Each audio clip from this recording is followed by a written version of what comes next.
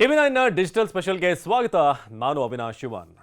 ಅದು 2008 ಭಾರತ ಮತ್ತು ಶ್ರೀಲಂಕಾ ನಡುವೆ ಏಷ್ಯಾ ಕಪ್ನ ಒಂದು ಫೈನಲ್ ಪಂದ್ಯ ನಡೆಯಿತು.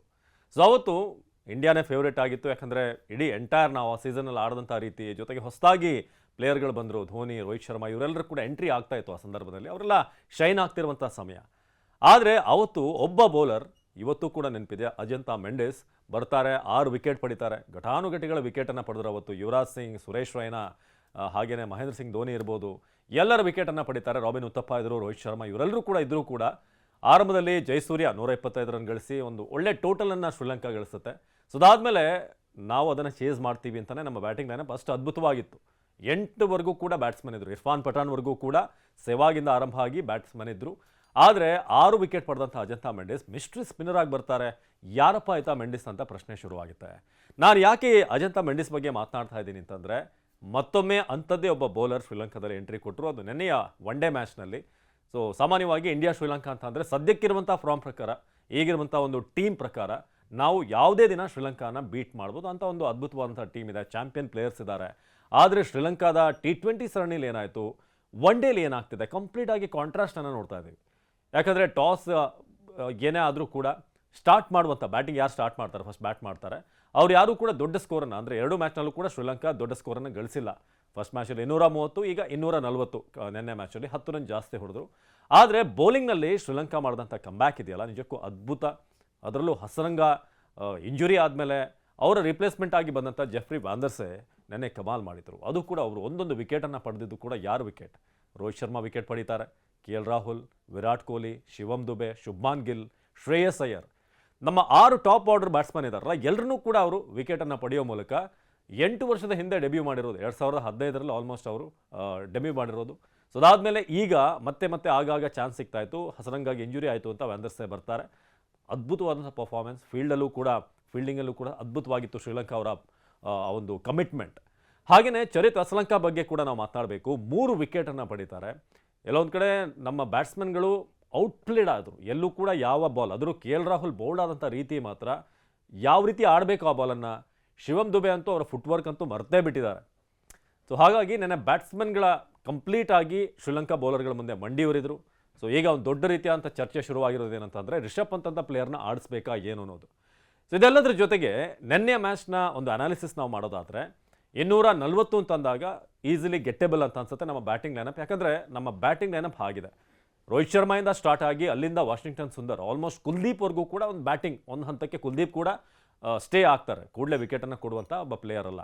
ಆದರೆ ಇಂಥ ಒಂದು ಬ್ಯಾಟಿಂಗ್ ಲೈನಪ್ ಇಟ್ಕೊಂಡು ಕೂಡ ನಮಗೆ ಚೇಸ್ ಮಾಡೋಕ್ಕಾಗಿಲ್ಲ ಅಂತಂದ್ರೆ ಏನು ಕತೆ. ಜೊತೆಗೆ ಗೌತಮ್ ಗಂಭೀರ್ ಬಂದ ಮೇಲೆ ಇದು 5ನೇ ಮ್ಯಾಚ್ ಅವ್ರದ್ದು. ಆಲ್ಮೋಸ್ಟ್ 6 ಮ್ಯಾಚ್ ಟೋಟಲ್ ಈಗ ಇರೋದು ಅವರಿಗೆ, ಒನ್ ಡೇ ಹಾಗೆಯೇ T20 ಸೇರಿ. 5ನೇ ಪಂದ್ಯದಲ್ಲೇ ಸಾಕಷ್ಟು ಎಕ್ಸ್ಪೆರಿಮೆಂಟ್ಗಳನ್ನು ಮಾಡ್ತಿದ್ದಾರೆ. ಓಕೆ, ಬೌಲಿಂಗ್ ಕೊಡ್ತೀರಾ ನೀವು, ಸೂರ್ಯಕುಮಾರಿ ಬೌಲಿಂಗ್ ಕೊಟ್ರಿ, ಫೈನ್. ರಿಂಕು ಸಿಂಗಿ ಬೌಲಿಂಗ್ ಕೊಟ್ರಿ, ಶುಭ್ಮಾನ್ ಗಿಲ್, ರೋಹಿತ್ ಶರ್ಮಾ ಎಲ್ಲರೂ ಕೂಡ ಬೌಲ್ ಮಾಡಿದ್ರು.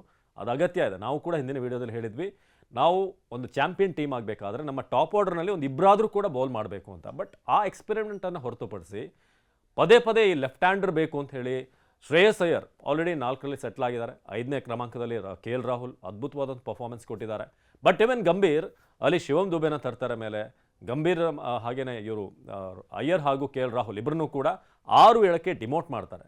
ಸೊ ಇಂಥ ಅನವಶ್ಯಕವಾದಂಥ ಒಂದು ಪ್ರಯೋಗಗಳು ಈಗ ಗಂಭೀರ್ ಕಡೆಯಿಂದ ಆಗ್ತಿದೆ. ಇದು ಸಾಕಷ್ಟು ಚರ್ಚೆಗೆ ಕಾರಣವಾಗಿದೆ. ಯಾವುದೇ ಒಬ್ಬ ಪ್ಲೇಯರ್ ಒಂದು ಸ್ಪಿನ್ನಿಂಗ್ ಸಿಚುವೇಶನ್, ಇಂಥ ಒಂದು ಟಫ್ ಸಿಚುವೇಶನ್ ಇದ್ದಾಗ ನಾನು ಹೋಗಿ ಆಡಬೇಕು ಅಂತ ಬಯಸ್ತಾರೆ. ಹಾಗಾಗಿ ನೀವು ಯಾವುದೇ ಬದಲಾವಣೆ, ಲೆಫ್ಟ್ ಹ್ಯಾಂಡರ್ನ ಮೇಲ್ ತರೋದು, ಇದೆಲ್ಲವೂ ಕೂಡ ಉಪಯೋಗಕ್ಕೆ ಬರಲ್ಲ ಅನ್ನೋದು ಸ್ಪಷ್ಟವಾಗಿ ಅರ್ಥ ಆಗುವಂಥ ವಿಚಾರ. ಸಾಮಾನ್ಯವಾಗಿ ಕ್ರಿಕೆಟ್ ನೋಡೋರಿಗೆ ಅರ್ಥ ಆಗುತ್ತೆ. ಅಂಥದ್ರಲ್ಲಿ ಗಂಭೀರ್ 2 ವರ್ಲ್ಡ್ ಕಪ್ನಲ್ಲಿ ಟಾಪ್ ಸ್ಕೋರರ್ ಆಗಿರುವಂಥವ್ರು ಫೈನಲ್ನಲ್ಲಿ ಖಂಡಿತ ಗೊತ್ತಿರುತ್ತೆ. ಆದರೆ ಈ ಪ್ರಯೋಗ ಖಂಡಿತ ವರ್ಕ್ ಆಗ್ತಾ ಇಲ್ಲ ಸದ್ಯಕ್ಕೆ. ನೀವು ಒಬ್ಬ ಲೆಫ್ಟ್ ಹ್ಯಾಂಡರ್ ಬೇಕು, ಹಾಗಾಗಿ ನಾವು ಲೆಫ್ಟ್ ರೈಟ್ ಕಾಂಬಿನೇಷನ್ ಬೇಕು ಅಂತ ಒಬ್ಬನ ಮೇಲೆ ತರೋದು. ಕಳೆದ ಪಂದ್ಯದಲ್ಲಿ ಸುಂದರ್, ಅದು ವರ್ಕೌಟ್ ಆಗಲಿಲ್ಲ. ಈ ಮ್ಯಾಚ್ನಲ್ಲಿ ದುಬೆ ತಂದರು, ದುಬೆ ಕೂಡ ಔಟ್ ಆದರು. ಸೊ ಹಾಗಾಗಿ ಏನು ಬ್ಯಾಟಿಂಗ್ ಲೈನಪ್ ಇತ್ತು, ರಾಹುಲ್ ದ್ರಾವಿಡ್ ಹೇಗೆ ಒಂದು ಬ್ಯಾಟಿಂಗ್ ಲೈನಪ್ಪನ್ನು ಸೆಟ್ ಮಾಡಿದ್ರೋ ಅದನ್ನೇ ಕಂಟಿನ್ಯೂ ಮಾಡಿದ್ರೆ ಒಳ್ಳೆಯದು. ಇಲ್ಲದೆ ಹೋದರೆ ಮತ್ತೆ ಇಂಥ ಅಪ್ಸೆಟ್ಗಳು ಖಂಡಿತ ಆಗುತ್ತೆ. ನಿನ್ನೆ ಶ್ರೇಯಸ್ ಅಯ್ಯರ್, ರಾಹುಲ್ ಮೇಲೆ ಬಂದಿದ್ದು ಅಪ್ತ ಆರ್ಡರ್ ಬಂದಿದ್ದರೆ ವಿಕೆಟ್ಗಳು ಅಷ್ಟು ಬೇಗ ಪತನ ಆಗ್ತಾ ಇರಲಿಲ್ಲ. ಮತ್ತು ಅಕ್ಷರ್ ಪಟೇಲ್ ಅವ್ರನ್ನ ಕೂಡ ಮೇಲ್ ತರಲಾಯಿತು, ಒಂದಷ್ಟು ಮಿಕ್ಸಪ್ಗಳನ್ನು ಮಾಡಿದ್ರು. ಬಟ್ ಇದ್ಯಾವುದು ಕೂಡ ಸದ್ಯಕ್ಕೆ ವರ್ಕೌಟ್ ಆಗ್ತಾ ಇಲ್ಲ. ಸೊ ಈ ವಿಚಾರದಲ್ಲಿ ಗಮನ ಹರಿಸಬೇಕಾಗುತ್ತೆ. ಜೊತೆಗೆ ರಿಷಬ್ ಪಂತ್ನ ಏನಾದರೂ ಒಳಗೆ ತರಬೇಕಾ, ಅಯ್ಯರ್ನ ಏನಾದರೂ ಡ್ರಾಪ್ ಮಾಡಬೇಕಾ, ಅಥವಾ KL ರಾಹುಲ್ ಅವ್ರನ್ನ ಡ್ರಾಪ್ ಮಾಡಬೇಕಾ ಅನ್ನೋದ್ರ ಬಗ್ಗೆ ಕೂಡ ಚರ್ಚೆ ಇದೆ. ಬಟ್ KL ರಾಹುಲ್ ಮೊದಲನೇ ODIನಲ್ಲಿ ಆಡಿದಂಥ ರೀತಿ, ಅವರು ಮತ್ತು ಅಕ್ಷರ್ ಪಟೇಲ್ ಹೇಗೆ ಬ್ಯಾಲೆನ್ಸ್ ಮಾಡಿದರು. ಒಂದು ಆರಂಭದಲ್ಲಿ ಪತನ ಆಯಿತು, ವಿಕೆಟ್ಗಳೊಂದು 4 ವಿಕೆಟ್ ಹೋಯಿತು. ಸೊ ಇದೆಲ್ಲವೂ ಕೂಡ ನೋಡಿದಾಗ ಕೆ ಎಲ್ ರಾಹುಲ್ ಇರಬೇಕಾಗುತ್ತೆ. ಮೇ ಬಿ ಅಯ್ಯರ್ ಬದಲು ಪಂತ್ ಅವ್ರನ್ನ ನಾವು ಟ್ರೈ ಮಾಡ್ಬೋದು, ಯಾಕಂದರೆ ಇಂಥ ಪಿಚ್ಗೆ ರಿಷಬ್ ಪಂತ್ ಅವರ ಆಟ ಸೂಟ್ ಆಗುತ್ತೆ. ಜೊತೆಗೆ ರೋಹಿತ್ ಶರ್ಮಾ ಆಟದ ಬಗ್ಗೆ ಕೂಡ ನಾವು ವಿಶೇಷವಾಗಿ ಹೇಳಬೇಕಾಗುತ್ತೆ. ಯಾಕಂದರೆ ರೋಹಿತ್ ಶರ್ಮಾ ಯಾವಾಗ ಒಳ್ಳೆ ಸ್ಟಾರ್ಟನ್ನು ಕೊಟ್ಟರು 2 ಮ್ಯಾಚ್ನಲ್ಲೂ, ಅದಾದಮೇಲೆ ಅವರ ವಿಕೆಟ್ ಹೋದ್ಮೇಲೆ ನಿರಂತರವಾಗಿ ಒಂದಾದಮೇಲೆ ಒಂದು ಕೊಲ್ಯಾಪ್ಸ್ ಆಗ್ತಾ ಬರುತ್ತೆ. ಮೇ ಬಿ ರೋಹಿತ್ ಶರ್ಮಾ ಇನ್ನಷ್ಟು ಟೈಮ್ ಅಲ್ಲಿರಬೇಕಾಗುತ್ತೆ. ಯಾಕಂದರೆ ಈ ಕಡೆ ಇನ್ನೊಂದು ಸೈಡ್ನಲ್ಲಿ ವಿಕೆಟ್ ಹೋಗದೇ ಇರೋದಕ್ಕೆ ರೋಹಿತ್ ಶರ್ಮಾ ಅವರ ಆ ಒಂದು ಉಪಸ್ಥಿತಿ ಭಾಳ ಮುಖ್ಯ ಆಗುತ್ತೆ. ಸೊ ನೆನ್ನೆಯ ಮ್ಯಾಚ್ ಸೋಲೋದಕ್ಕೆ ನಿಮ್ಮ ಪ್ರಕಾರ ಏನು ಕಾರಣ? ಗಂಭೀರ್ ಅವರ ಪ್ರಯೋಗಗಳ, ಅಥವಾ ಶ್ರೀಲಂಕಾದ ಅದ್ಭುತವಾದಂಥ ಬೌಲಿಂಗ್ ಫೀಲ್ಡಿಂಗ, ಅಥವಾ ನಮ್ಮ ಬ್ಯಾಟಿಂಗ್ ಕೊಲ್ಯಾಪ್ಸ್ ಅಂತ ಹೇಳ್ತೀರಾ? ದಯವಿಟ್ಟು ಕಮೆಂಟ್ ಮಾಡಿ. ಸೊ ಇದಾಗಿತ್ತು 2ನೇ ಒನ್ ಡೇ ಅನಾಲಿಸಿಸ್. 2 ಪಂದ್ಯಗಳಿಂದ ನಾವೇನು ತಪ್ಪುಗಳನ್ನು ಮಾಡಿದ್ದೀವಿ ಅದನ್ನು ಸರಿ ಮಾಡಿಕೊಂಡು ನಾವು 3ನೇ ಪಂದ್ಯವನ್ನು ಈಗ ಗೆಲ್ಲಬೇಕಾಗಿದೆ, ಸಿರೀಸನ್ನು ಟೈ ಮಾಡ್ಕೊಳ್ಳೋಕೆ. ಹರ್ಷದೀಪ್ ಸಿಂಗ್ ಒಂದು ಸಿಂಗಲ್ ತೆಗೆದಿದ್ರೆ ಇದೆಲ್ಲ ಕಥೆನೇ ಇರ್ತಾ ಇರಲಿಲ್ಲ. 1 ಅವರು 1 ನಾವು, ಮುಂದಿನ ಪಂದ್ಯ ನಾವು ಗೆದ್ದರೆ ನಾವು ಸಿರೀಸನ್ನು ನಮ್ದು ಹಾಕ್ಸ್ಕೊಳ್ತಾ ಇದ್ವಿ. ಬಟ್ ಈಗ ಚಿತ್ರಣ ಬದಲಾಗಿದೆ. ಸೊ ಇದಾಗಿತ್ತು TV9 ಡಿಜಿಟಲ್ ಸ್ಪೆಷಲ್. ನಿರಂತರ ಸುದ್ದಿಗಾಗಿ ನೋಡ್ತಾ ಇರಿ TV9.